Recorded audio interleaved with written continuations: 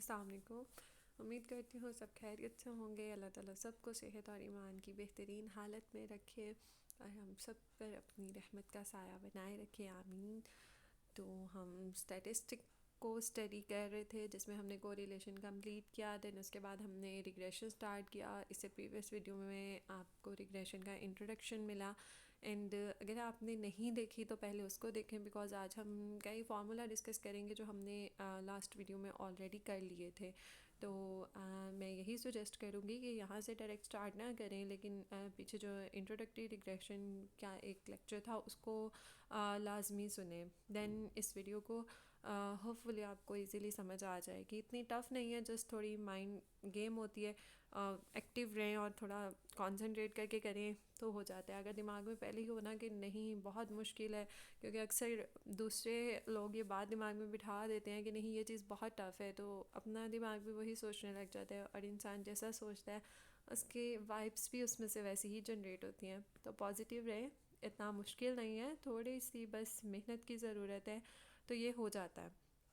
आसान है स्टैटिस्टिक तो मैं नहीं, इतनी आसान नहीं है, लेकिन अगर समझ के करें ना तो हो जाती है, समझ आ जाती है। ऑब्वियसली जो टीचर्स हमें पढ़ाते हैं वो भी तो किसी तरह पढ़ कर ही गए हैं ना।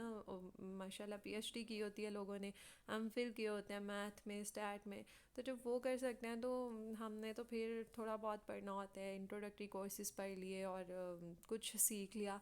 उन्होंने इतना सारा पढ़ा होता है, लाइक हर सेमेस्टर में उनके चार चार पांच पांच सब्जेक्ट इसी तरह के होते होंगे, स्टैट ये तो वो, मैथ और अप्लाइड मैथ, पता नहीं क्या क्या होते होंगे। तो इतना नहीं सर पे सवार करना और इसको अच्छे से करना है। तो पहले माइंड को फुल रिलैक्स करें, बाकी लेक्चर सुने, देन इस पर आएँ। यहाँ पर हम इसमें एक एग्ज़ाम्पल करेंगे, उसी एग्ज़ाम्पल को लेकर हम सॉल्व करेंगे। मैं सिर्फ यहाँ पर एक्सप्लेन करूँगी, मैं इसकी हैंड रिटन वीडियो नहीं बना सकती। उसके लिए थोड़े से इशू हैं मुझे, तो वो इस वजह से बना नहीं सकूँगी, लेकिन मैं पूरी कोशिश करूँगी कि मैं यहीं पर इसको इतना एक्सप्लेन कर दूँ कि आपको कोई मुश्किल ना आए। लेकिन अगर फिर भी कोई पॉइंट है या कोई भी चीज़ है जो यहाँ पर क्लियर नहीं हो रही, नहीं समझ आ रही, तो आप मुझसे कमेंट्स में पूछ सकते हो, मैं उसको बता दूँगी। और अगर कमेंट्स में नहीं बता सकूँगी देन मैं अगेन उसके लिए कोई वीडियो बनाकर आपको समझा दूँगी। इंशाल्लाह इससे समझ आ जाएगी। तो लास्ट में हमने जो है वो रिग्रेशन को देखा था, उसमें हमने उसकी टाइप्स देखी थी रिग्रेशन की। देन उसके बाद हमने रिग्रेशन मॉडल देखा था, पॉपुलेशन लीनियर रिग्रेशन में हमने स्टडी किया था, स्कैटर्ड प्लॉट को देखा था और रिग्रेसर और रिग्रेसेंट को देखा था। और बाकी सब चीज़ें तो हम काफ़ी पहले ही पढ़ चुके थे, जिसमें हमने फंक्शनल और स्टैटिस्टिकल और ये सब स्टडी किया था। ठीक है, उसके बाद लीनियर रिग्रेशन की 3 फर्दर टाइप्स हमने देखी थी, simple linear, multilinear, curvilinear. Then nonlinear regression में भी हमने 2 टाइप्स देखी थी, intrinsically linear, intrinsically nonlinear. Then last पे हमने जो है वो इक्वेशंस देखी थी सिंपल लीनियर रिग्रेशन के लिए। सिंपल लीनियर रिग्रेशन हमने स्टार्ट किया था जिसमें हमने पॉपुलेशन रिग्रेशन लाइन के लिए इक्वेशन एक देखी थी, जिसमें हमने बीटा नॉट बीटा वन को यूज़ किया था। उसमें मैंने आपको बताया था कि ये जो है पॉपुलेशन कोफिशिएंट होते हैं। ठीक है, और अगर हम स्मॉल बी और बी नॉट और बी वन यूज़ कर रहे हैं तो इसका मतलब ये हमने पॉपुलेशन में से कोई छोटा सा सैंपल लिया है तो उसके लिए यूज़ हो रही है ये इक्वेशन। ठीक है, उसके बाद हमने देखा था कि बी नॉट जो है वो वाई इंटरसेप्ट, इट मीन्स जब ग्राफ ड्रॉ कर रहे होते हैं वो वाई से कट करते हैं। एंड देन जो बी वन है वो स्लोप है। तो अगर एक्स जो है वो हमारे पास इंडिपेंडेंट वेरिएबल है और वाई जो है वो डिपेंडेंट वेरिएबल होता है। और उसके बाद जो इम्पोर्टेंट पॉइंट हैं वो आई थिंक यही कुछ इम्पोर्टेंट था। बाकी अगर कुछ साथ साथ जो हुआ वो हम उसको डिस्कस कर लेंगे। तो बाकी स्टार्ट करते हैं, देखते हैं। ये हमारा है least square principle estimates in simple linear regression. ठीक है, अब लीस्ट स्क्वायर क्यों कहा गया है प्रिंसिपल, बिकॉज ये भी हमने पिछले लेक्चर में डिस्कस कर लिया था, क्योंकि इसमें सिर्फ जो एक्स की पावर होती है वो फर्स्ट पावर होती है, एक्स स्क्वायर या एक्स क्यूब नहीं हम यूज़ करते इसमें इक्वेशन में। तो इस वजह से इसको जो है वो सिंपल लीनियर रिग्रेशन को हम लीस्ट स्क्वायर भी कह सकते हैं। Simple linear regression equation is also called the least square regression equation. Its name tell us the criterion use to select the best fitting line. Best fitting line जो हमारी best equation जो equation हम use करेंगे namely that the sum of the square of the residues should be least. अब इसका क्या मतलब है इस लाइन का, वो उन्होंने खुद ही आगे एक्सप्लेन कर दिया। That is the least square regression equation is the line for which the sum of squared residual is minimum। sum of squared residual उन्होंने आपको बता दिया, it's sigma y minus Y hat. Y hat जो है वो regression sorry sample regression line को कहा गया है, जिसकी वैल्यू आपने पढ़ी थी, देखी होगी आपने, वो थी y is equals to B not plus B one X, ठीक है। और y जो है वो सिंपल हमारे पास y की वैल्यू जो भी हमें डाटा में दी गई होगी। The least square estimates of the regression coefficient are, कौन से हमारे पास हो सकते हैं, बी वन और बी नॉट जो थे कोफिशिएंट हम पहले ही देख चुके थे। अब यहाँ पर आप जस्ट उसका फॉर्मूला देख रहे हैं। B one is equals to S X Y over S X X. S X Y और ओवर एस एक्स एक्स, इसके फार्मूला आप पढ़ चुके हैं कोरिलेशन में, लेकिन अगर आपको फिर भी नहीं याद या आपने कोरिलेशन की वीडियोस नहीं देखी तो उसको देख लें। लेकिन बेस्ट यही होता है कि अगर कोई चीज़ एक दफ़ा देख लिया तो उसको याद रखें। तो हमने पढ़ा था कि जब हम स्टैंडर्ड डेविएशन निकालते हैं एस एक्स वाई, उसके लिए हमने फार्मूला देखा था sigma X Y minus sigma X into sigma Y over N, ठीक है। नंबर ऑफ ऑब्जर्वेशंस को हमने एन कहा था। और एस एक्स एक्स के लिए हमने देखा था sigma X square minus sigma X whole square over N, ठीक है। ये हमने फार्मूला देखा था। अगर अब आपने बी वन फाइंड कर लिया, बी नॉट फाइंड करने, बी नॉट के लिए उन्होंने आपको दे दिया नीचे सेकंड फार्मूला। बी नॉट के लिए उन्होंने लिखा है which is equals to Y hat minus B one X, ठीक है, Y minus B one X. तो इसको आगे देखते हैं। इसको उन्होंने यहाँ पर ऐसे लिखे ना, लेकिन आप इसको अरेंज करके जो आपने इक्वेशन पढ़ी है उसी तरह लिख सकते हैं। दैट आपने इक्वेशन पढ़ी थी सिंपल रिग्रेशन इक्वेशन, वो सैम्पल लीनियर रिग्रेशन, पता नहीं क्या नाम, हाँ यही लिखा हुआ है ना, सिंपल लीनियर रिग्रेशन।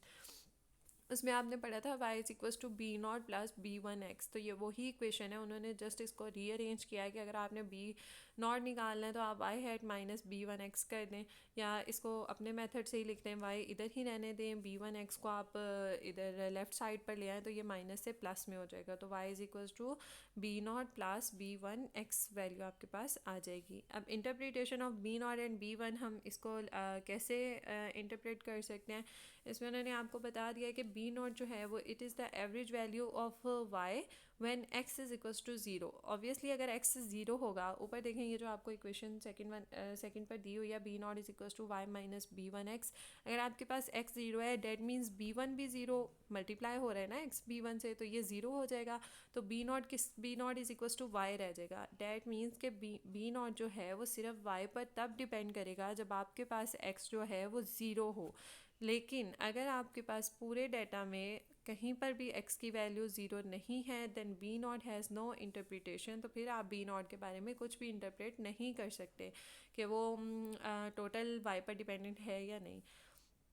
उसके बाद b1 को देखें, b1 indicates the change in average y for a unit increase in x। ये हमें y के बारे में b नॉट जो है वो बताता है x का अगर एक यूनिट इंक्रीज़ कर रहे हों। अब देखिए उन्होंने आपको y की इक्वेशन दे दी है जो कि है ये इक्वेशन उन्होंने ना आके एग्ज़ाम्पल दिया है, वहाँ से दी हुई है। हम एग्ज़ाम्पल की तरफ को जब मूव करेंगे तो वहाँ पर भी एक बार देख लेंगे, लेकिन उन्होंने यहाँ पर सिंपल आपको अगर एक इक्वेशन दी है y इज़ इक्वल्स टू, अब ये आपके पास b नॉट की वैल्यू सबसे पहले लिखी हुई है 20 माइनस 0.27 x है।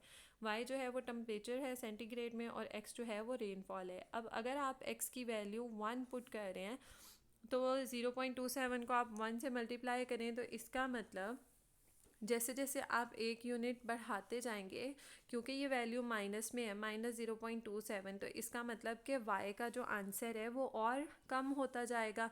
तो यही उन्होंने लिखा हुआ है, if rainfall increase 1 millimetre then the average temperature is expected to decrease 0.27 centigrade. y की वैल्यू जो है वो 0.27 कम हो जाएगी अगर हम एक इंक्रीज़ करते हैं रेनफॉल, ठीक है, 1 मिलीमीटर इंक्रीज़ करते हैं। बिल्कुल इसी तरह हम फर्दर अगर रेनफॉल की वैल्यू इंक्रीज़ करते जाएंगे तो हमारे पास टेम्परेचर जो है वो कम होता जाएगा, क्योंकि यहाँ पर 0.27 के साथ माइनस का साइन है। उसके बाद अब ये देखेंगे उन्होंने आपको कुछ डेटा दिया जिसमें oxygen consumption of bird measured at the different environmental temperature जो हमारे पास x है, x जो है वो इंडिपेंडेंट है, y जो है वो डिपेंडेंट है। तो और ऑक्सीजन कंजम्पशन उन्होंने आपको दी हुई है मिलीग्राम मिलीलीटर पर ग्राम पर, और इसका यूनिट यूनिट को हम बाद में डिस्कस करेंगे। फर्स्ट ऑफ ऑल आपने सिर्फ इस डाटा में दो चीज़ें, आपको क्वेश्चन कभी भी सॉल्व करने के लिए आते हैं सिर्फ दो गिवन होंगी, बाकी सारे कॉलम्स को इग्नोर करें, सिर्फ पहले दो को देखें। एक्स और वाई का डाटा आपके पास गिवन है, ठीक है। आपने इनका सम निकाल लेना है। नीचे जो पर्पल कलर में आपको लाइन शो हो रही है ये सबका सम दिया हुआ है उन्होंने, लेकिन अगर आपको एक्स और वाई का नहीं दिया होता तो आप खुद इसको कैलकुलेट कर लेंगे। नीचे से रिलेटेड अब उन्होंने क्वेश्चन दिया है, हमें इसे बार बार देखने के लिए ऊपर आना पड़ेगा। अगर आपके पास नोट्स हैं तो आप उसे अपने सामने रख लें, अदरवाइज़ आप एक्स और वाई की वैल्यूज़ को लिखकर अपने सामने रख लें, इससे आपको बहुत ज़्यादा आसानी हो जाएगी। फर्स्ट वन क्वेश्चन देखें, उन्होंने कहा draw scatter plot for the data. ये बात भी हमने पहले डिस्कस कर ली थी कि हम सबसे पहले स्कैटर प्लॉट ड्रॉ करते ही करते हैं। अगर उन्होंने आपको कहा है, नहीं कहा, आपने पहले इसका ग्राफ ज़रूर ड्रॉ करके देखना है। इससे पता चल जाता है कि हमारे पास कौन सा किस टाइप का क्वेश्चन है, लाइक इस पर हमने simple linear regression model apply करना भी है या नहीं, या ये कर्व बन रही है, या ये मल्टीपल लीनियर की तरफ जा रहा है, कुछ भी आ सकता है। तो सबसे पहले आपने अनस्कैटर्ड है, या मतलब कि वो कोई भी इस पर रिग्रेशन लाइन नहीं लग रही, नॉन लीनियर है, तो ये भी आपने को इससे पता चल जाता है। जब आप इसका स्कैटर प्लॉट ड्रॉ करेंगे, आपने एक्स एक्सिस पर ये एक्स वाली वैल्यूज़ ले लेनी है और वाई एक्सिस पर वाई वाली वैल्यू ले लेनी है। ये आपके पास तो ऑलमोस्ट जो है वो स्ट्रेट लाइन शो हो रही होगी, यहाँ बनी होगी। ये देखें scatter plot for the data, यहाँ पर ये स्ट्रेट लाइन ऑलमोस्ट आपको शो हो रही है एक्स और वाई की वैल्यूज़ पर। इट मीन्स के जो हमने इक्वेशन अप्लाई करनी है वो सिंपल लीनियर इक्वेशन है। सेकंड क्वेश्चन यहीं से देखें, उन्होंने यहाँ ये नीचे दिया भी हुआ है। सेकंड क्वेश्चन उन्होंने कहा fit simple linear regression and interpret the parameter. Parameter इसके कौन से थे, जो हमने इसके कोफिशिएंट को कहा था B0 और B1 है। Also draw fitted regression line on the scatter plot. Scatter plot पर दोबारा से हमने रिग्रेशन लाइन ड्रॉ करनी है, जो वाई हैट होगी वो ड्रॉ करनी है। वन मोर थिंग, ये भी मैंने वैसे पीछे बता दिया था, यहाँ पर रिवाइज कर देती हूँ कि जब भी हम ड्रॉ करेंगे जो वाई की लाइन होती है, जैसे कि आपको अभी के तौर पर स्कैटर प्लॉट में नज़र आ रहा है, वो सॉलिड लाइन नहीं है। जस्ट हमने डॉट्स की सूरत में ही हम एस्टिमेट कर लेते हैं क्या ये लीनियर लग रहा है या नहीं लग रहा। इसको आप सॉलिड लाइन डॉट्स को मैच नहीं करते ना। सॉलिड लाइन का मतलब यह है कि आप इसमें लाइन नहीं ड्रॉ करते। लेकिन अगर आपको वाई हैट शो करना पड़े इसमें, तो उसके लिए आप सॉलिड लाइन ड्रॉ करोगे, ठीक है। ये चीज़ आपने याद रखनी है। अब देखें उसमें इस क्वेश्चन में आगे उन्होंने कहा है कि रिग्रेशन लाइन फिट करें और पैरामीटर्स को इंटरप्रेट करें। अब रिग्रेशन लाइन अगर आपको याद हो, आप पीछे पढ़ चुके हैं, हम उसका अभी भी जिक्र कर चुके हैं, जो कि अभी हमने देखी थी कि B0 is equals to Y minus B1 x है, लेकिन उसको मैंने आपको बोला था कि आप उसको अरेंज भी कर सकते हो। Y hat is equals to B0 plus B1 x हो जाएगा।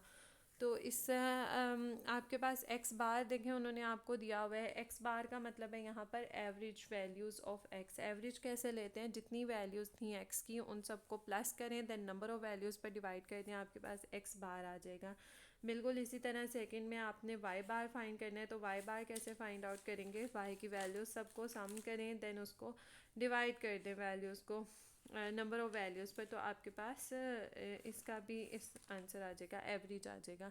एवरेज निकालने की वैसे तब ज़रूरत पड़ेगी अगर जैसे अभी हम यहाँ ये सेकंड फार्मूला देख रहे हैं ना, इसके लिए पड़ेगी।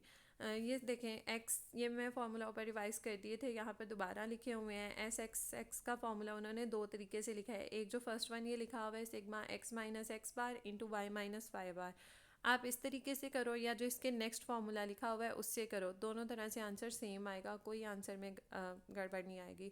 Sigma X Y minus sigma X into sigma Y over N, ये फार्मूला हम पीछे कोरिलेशन में हम यूज़ कर चुके हैं। तो मैं इसी फार्मूला से यहाँ पर मैंने दोबारा वैल्यूज सॉल्व की थी। मैंने वो ये इससे पीछे वाला फार्मूला नहीं लगाया था क्योंकि मुझे यही आसान लगा। तो ये वैसे भी सही है ना, आंसर सही आता है, दोनों तरह से सही आता है। बस ये है कि अगर एक चीज़ माइंड में रखी हो तो वो मिक्सअप नहीं होती, बजाय है जब आंसर ही सेम आने तो दो दो याद करने के बजाय एक ही याद रख लें, आसानी से आ भी जाएगा। यहाँ तक हमने कर लिया सारा। ये आप खुद सॉल्व करें, वीडियो को पॉज कर लें, डाटा आपने लिखा होगा उधर से देखें और इन सब वैल्यूज़ को निकालें। एस एक्स एक्स को निकालें, फिर एस एक्स वाई को निकालें, देन एस वाई वाई को निकालें, एक्स बार फाइंड करें, वाई बार फाइंड करें। देन उसके बाद हम नेक्स्ट प्रोसीड करते हैं। ये हमने फार्मूला अभी स्टार्ट करते हुए लेक्चर देखा था, B1 is equals to S X Y over S X X. अब आपके पास दोनों वैल्यूज़ आ गई हैं, एस एक्स वाई की भी आ गई है और एस एक्स एक्स की भी आ गई है। यहाँ से देख लें एक दफ़ा, एस एक्स वाई की वैल्यू आपके पास है -99.67। दैन आपके पास दूसरी वैल्यू जो आपको रिक्वायर्ड थी वो एक्स एक्स की है, वो आपके पास ये सेकंड नंबर पे लिखी हुई है 1135.5। ठीक है, अभी हमें एस वाई वाई की कोई ज़रूरत नहीं है, अब हमने जस्ट अभी फाइंड किया, आगे चलकर देखेंगे अगर ज़रूरत हुई तो यूज़ होगा। वैसे जितना मुझे ज़ुबानी याद है, ये यहाँ पर अभी इसका कोई यूज़ नहीं है, आगे भी चल के शायद इसका कोई यूज़ नहीं आता था। तो आप बेशक टाइम बचाएं, बल्कि अच्छी बात है बचाएं। S X Y find out करें और S X X find out करें। उसके बाद यहाँ पर B1 में पुट करें, दोनों वैल्यूज़ को डिवाइड करें। आपके पास ये वैल्यू आ रही है -0.0878। इसका यूनिट उन्होंने लिखा हुआ है B1 का यूनिट। अब इधर राइट साइड की तरफ देखें कैसे आपने यूनिट लिखना है। जो आपको y का यूनिट गिवन होगा डाटा में, उसको आपने डिवाइड x के यूनिट पर लिखना है। मींस ऊपर से चलकर देखते हैं y का क्या यूनिट था।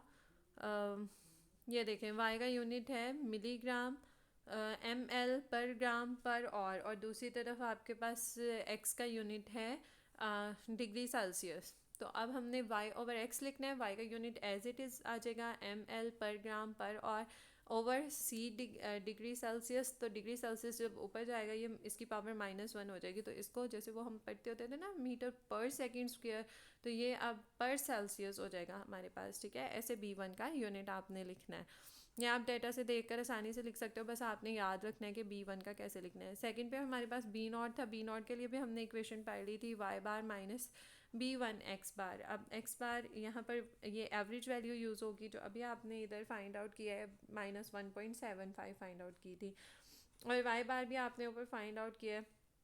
मैंने आपको बता दिया था कि ये एवरेज होता है जिसको sum of all the values over number of values. अगर y का एवरेज निकालना चाह रहे हैं तो sum of all the values of y over number of observation. आपने पहले ही टोटल सम करके वो जो हमने पर्पल लाइन में लिखा हुआ था, तो बजाय ये कि आप बार बार y की सारी वैल्यूज़ को प्लस करने बैठे फिर नंबर ऑफ़ ऑब्जर्वेशन पर डिवाइड करें, आपने ऑलरेडी वहाँ पर टोटल निकाल लिया था एक दफ़ा, उसको टोटल नंबर ऑफ़ ऑब्जर्वेशंस पर डिवाइड कर दें, आपके पास एवरेज आ जाएगा। तो यहाँ पर एवरेज वैल्यूज़ पुट करें, y बार की भी -B1 की वैल्यू ये जो हमने निकाली है -0.0878, और साथ आप इसको x बार से मल्टीप्लाई कर देंगे, आपके पास जो है वो B0 आ जाएगा। B1 भी आ गया हमारे पास, अब B0 भी आ गया। अब हम सिंपल लीनियर रिग्रेशन लाइन को फाइंड आउट कर सकते हैं। एक चीज़ यहाँ और देख लें, B0 में उन्होंने आपको राइट साइड पर दिया हुआ है कि B0 के जो यूनिट हैं वो वही यूनिट होता है जो y का यूनिट होता है, इसमें x के यूनिट का कोई कनेक्शन नहीं है। तो आपको अब यूनिट भी नज़र आ रहा होगा, मिलीग्राम मिलीलीटर पर g और पर और मुझे एग्जैक्ट पता नहीं क्या भूल गए हैं या क्या है ये, मैं होपफुली सही पढ़ रही हूँ। अगर आपने ये जी जो है ये कुछ और है तो मुझे गाइड कर दीजिएगा, अदरवाइज़ ये मिलीलीटर पर ग्राम पर और ही है जितना मुझे अभी तक याद है। तो उसके बाद सिंपल लीनियर रिग्रेशन इक्वेशन, अब हमारे पास B1 भी आ गया, B0 भी आ गया। अब हम y हैट फाइंड आउट कर सकते हैं। y हैट आपने देखा था कि y हैट में आपने पढ़ा था B0 + B1x। ठीक है, ये y हैट हमने पढ़ा था। यहाँ पर वैल्यू पुट करें, B0 की भी करें, B1 की भी करें, तो ये आपके पास सॉल्व हो जाएगा। मैंने आपको स्टार्टिंग में जो इसको कहा था वो थोड़ा आई थिंक मैंने गलत बोल दिया B0 को कि ये बिल्कुल वाई हेड, पता नहीं मैंने इसको बोला है, लेकिन ये जो होता है ये उससे के जैसा है पर वही नहीं है। ठीक है, इसमें देखें बार आ रहे हैं दोनों में, इट मीन्स हम यहाँ पर y और x का एवरेज ले रहे होते हैं। लेकिन जब आप simple regression linear regression equation लगा रहे हैं, जो कि अभी यहाँ पर आप ये देखें सिंपल लीनियर रिग्रेशन इक्वेशन लगा रहे हैं, वो ये होती है y hat is equals to B0 + B1x। अब आपके पास B0 भी है B1 भी है, दोनों की वैल्यूज़ लिख लें।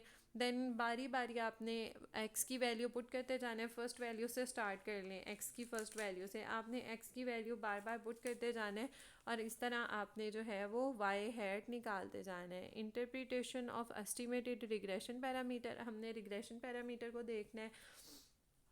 B0 जो है ये एवरेज रिस्पॉन्स है when x is equals to 0। ये हमने सबसे स्टार्टिंग में डिस्कस कर लिया है कि अगर x 0 होगा तो इसका मतलब कि वाई वहाँ पर हमने देखा था कि उसका मतलब ये था कि वाई बार जो है वो सिर्फ बी नॉट पर डिपेंडेंट है। अब यहाँ पर आप देखें कि वाई हेड जो है वो सिर्फ बी नॉट पर डिपेंडेंट होगा अगर आपके पास एक्स जो है वो ज़ीरो हो जाता है।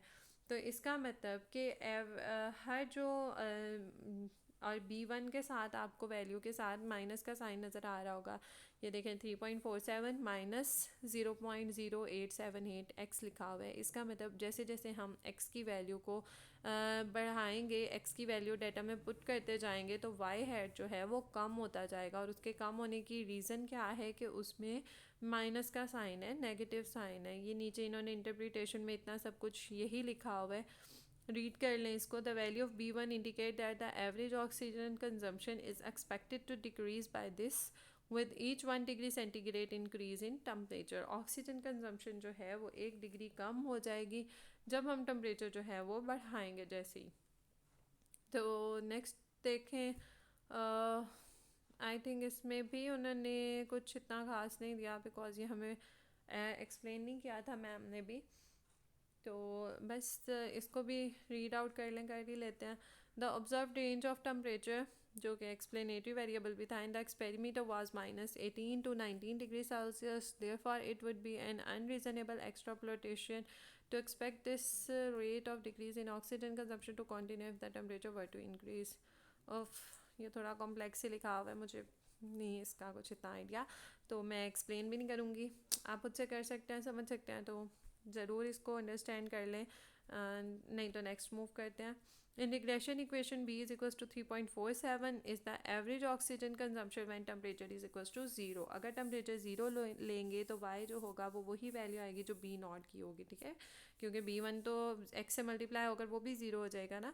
इन this example since scope of the model cover x is equals to 0 so b not is the average oxygen consumption. b not जो है वो एवरेज ऑक्सीजन कंजम्पशन को शो करेगा जब x जो है वो 0 होगा। ओके, इंटरप्रिटेशन एंड एक्सट्रापोलेशन ये भी स्किप कर दें, ये हमारा नहीं था, हमने नहीं किया। थर्ड इसका क्वेश्चन का पार्ट था find the standard error of estimate significant error of B not and then SE जो है वो स्टैंडर्ड एरर है, ठीक है। वो स्टैंडर्ड एरर फिर हमने फाइंड करना है, किसके लिए फाइंड आउट करना है, B1 के लिए। तो 3 फाइंड आउट करने हैं, standard error of estimate, then B not, then B1। तो इसके लिए आपको फार्मूला आने चाहिए। इसमें उन्होंने बता दिया the observed values of x and y do not all fall on the regression line. ये आपने देख भी लिया था कि सारी एग्जैक्ट लाइन नहीं ड्रॉ करी होती, लेकिन हम कहते हैं almost lie about a line, के लाइन के करीब करीब उसके डॉट्स होते हैं। But they scattered away from it. The degree of the scatter of the observed value from the regression line is measured by what is called the standard deviation of regression or the standard error of estimate. इसके दोनों नाम है, या आप इसको standard deviation of regression कह लें या standard error of estimate कह लें। ये जो error है उसको कैलकुलेट करने के लिए है जिसकी वजह से डॉट्स जो हैं वो एग्जैक्ट लाइन में नहीं आते। इसको डिनोट करने का ये साइन देख लें, सिग्मा की तरह है, और साथ छोटा सा ई लिखा हुआ है। It is estimated as SE। Then इसका फॉर्मूला देखें, इसका फॉर्मूला भी आपको लर्न ही करना पड़ेगा। तो SE square is equals to sigma y minus Y hat whole square over n-2। y simple y की वैल्यूज़ जो हैं वो वाली, और y हैड जो है ये अभी आपने देखा y hat is equals to b not plus b1x। आपको कॉलम बनाना पड़ेगा टेबल में y हैड का, देन आप y में से y की वैल्यू निकालते जाएं, वो आपके पास एक अलहदा से कॉलम बन जाएगा, उसका लास्ट पे जाके कॉलम का साम ले लें। आपने ऐसे नहीं करना कि सारी वैल्यूज़ जो हैं उसको फाइंड ही ना करें, बल्कि आप लास्ट पे जो हमने सम्स लिखे होते हैं उसको कर लें तो सॉल्व हो जाएगा। ऐसा नहीं करना, प्रॉपर कॉलम बनाने आपने तसल्ली से करना है ताकि कहीं पे भी आपसे मिस्टेक ना हो। तो मैं आपको दोबारा से बता देती हूँ, एक्स और वाई का कॉलम आपको गिवन होगा, वाई हेड का कॉलम आपने बना लेना है, क्योंकि हम ऊपर वाई हेड को कर चुके हैं फाइंड आउट। वाई हेड हमने देख लिया था बी नॉट प्लस b1x के इक्वल है, बी नॉट भी हमने पहले फाइंड आउट कर लिया है, b1 भी कर लिया है। अब बारी बारी x की वैल्यू पुट करते जाएं तो वाई हेड निकलता आएगा हर x की वैल्यू के लिए, लास्ट पे जाके उसका सम ले लें। बिल्कुल इसी तरह अब नया कॉलम बनाएं, उसमें y माइनस वाई हैट करके वैल्यूज़ लिखते जाएं सारी, लास्ट पर जाकर उनका सम ले लें। तो वो वैल्यू आपने यहाँ पर पुट करनी है, sigma y minus Y hat square over n-2 put करने के बाद स्क्वेयर लें, then n-2 number of observations -2 उसको करें, आपके पास एरर आ जाएगा, स्टैंडर्ड एरर आ जाएगा।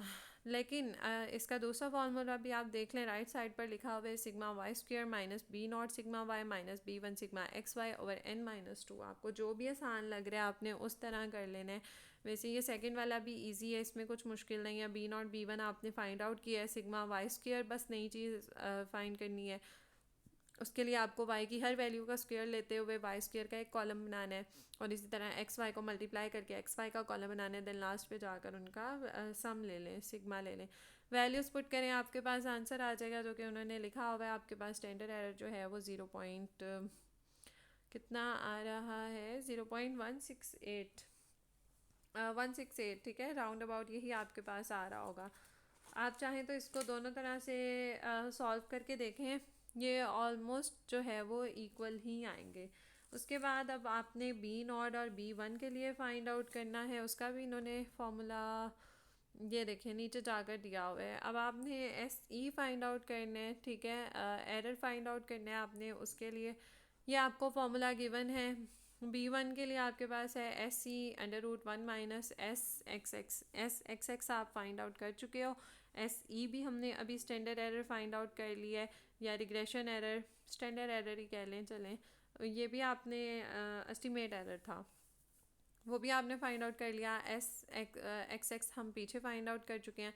बिल्कुल इसी तरह अगर बी नॉट का एरर आपने फाइंड आउट करना है, उसके लिए B S C over under root 1 minus N plus X bar square over X bar square means जो हमने एवरेज लिया था एक्स का, sum of all the values over number of observations, इसको आप स्क्वेयर कर दें तो ये आपके पास एक्स बार स्क्वेयर हो जाएगा, ठीक है। मतलब जो भी आंसर निकलेगा एवरेज लेकर उसको अगर आप स्क्वेयर कर दें तो आपके पास ये आंसर आ जाएगा ओवर एक्स एस जो है वो एक्स। इन दोनों फार्मूला में आप देख सकते हैं उन्होंने वैल्यूज़ भी पुट की हुई हैं।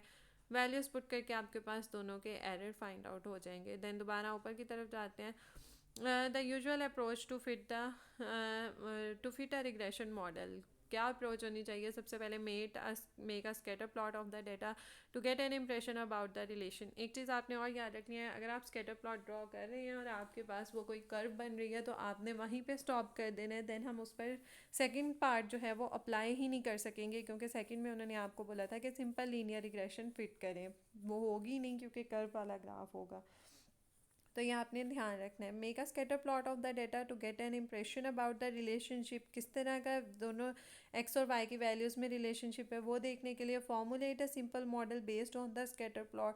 जो भी स्कैटर प्लॉट शो करेगा, कर्व शो करेगा या सिंपल लीनियर शो करेगा, आपने उसके अकॉर्डिंग आगे मॉडल फिट करना है।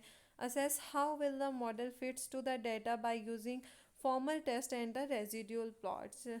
आपने बस उसके बाद जो हमें वैल्यूज़ कह रही हूँ, जो हमारे एस्टिमेटेड पैरामीटर थे, कोफिशिएंट्स थे, आपने वो फाइंड आउट करने हैं। If it's fits good use it, और if not try suitable transformation और सम मॉडल। अगर आपके पास रिग्रेशन लाइन जो है, रिग्रेशन लाइन नहीं बल्कि आप ना इसको देखें, ये हमने सॉल्व किया था फिटिंग वाला, मैं आपको बताती हूँ।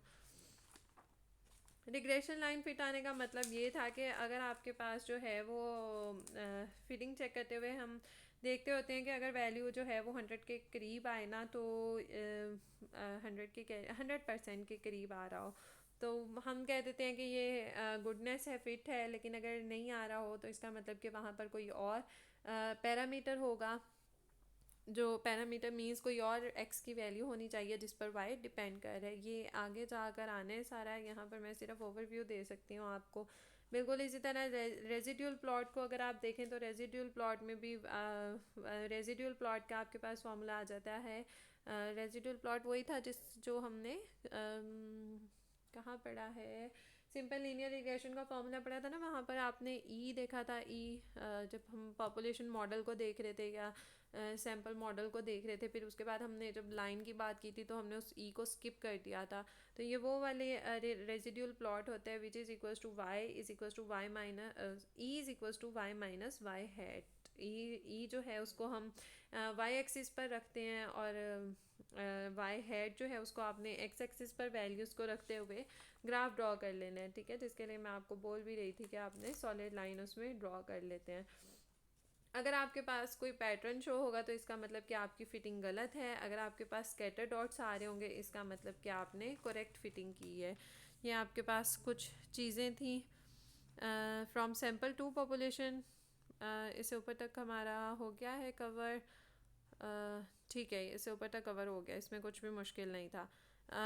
Interference in the simple linear regression from sample to population, ये आप स्किप कर दें, इसमें कुछ भी नहीं है इतना। बस नीचे ये जो फार्मूलाज आपको दिए हुए इनको देखते हुए आपने SE फाइंड आउट कर लेना है। ये डॉक्यूमेंट मेरे पास बस इतना ही था तो मैं इसको यहाँ से इतना ही एक्सप्लेन कर पाई हूँ, लेकिन मैं आपको एक बार बाकी के भी ये जो क्वेश्चंस दिए हुए हैं ना इनको थोड़ा एक्सप्लेन कर देती हूँ। आप खुद इसको सॉल्व करें या देख कर या जैसे भी करना चाहें। और अगर मेरे लिए पॉसिबल हुआ तो मैं नेक्स्ट वीडियो में इसको दोबारा से यहीं से कंटिन्यू करते हुए एक्सप्लेन कर दूँगी। आप चेक कर लीजिएगा अगर नेक्स्ट वीडियो आपको मिल गई तो मैंने इट मीन्स एक्सप्लेन कर दिया होगा, अगर नहीं तो फिर मैं वैसे यहाँ पर बोल रही हूँ, आप इसको साथ साथ नोट डाउन करते जाएँ तो ये सॉल्व हो जाएगा। 3 पार्ट्स हमने यहाँ पर कर लिए हैं। स्टैंडर्ड एरर ऑफ एस्टीमेट भी हमने फाइंड आउट कर लिया, B0 B1 के लिए भी। अब 4th पार्ट में देखें, उन्होंने आपको कहा है test the hypothesis that B0 is equals to 3.5। अब यहाँ पर आपके पास दो कंडीशंस हैं, या तो B0 इज इक्वल्स टू 3.5 या वो नॉट इक्वल टू 3.5 होगा। ये एग्जैक्ट उसी तरह है हाइपोथेसिस फॉर्मूलेशन जो हमने कोरिलेशन में सॉल्व किया था, इसकी भी वीडियो अपलोडेड है। इनफैक्ट उसमें मैंने खुद सॉल्व करके दिखाए हुए हैं, तो आप वहाँ से एक बार कर लो, यहाँ पर कोई मुश्किल नहीं आएगी। आपने देख लेना है B is equals to equal है उन्होंने कहा, तो इट मीन्स ये H0 गिवन है, H1 इसके ऑपोजिट होगा which is not equal to 3.5। T test लगाएं, T टेस्ट इसमें T calculated is equals to B0 small B0 minus capital B0 over SE B0।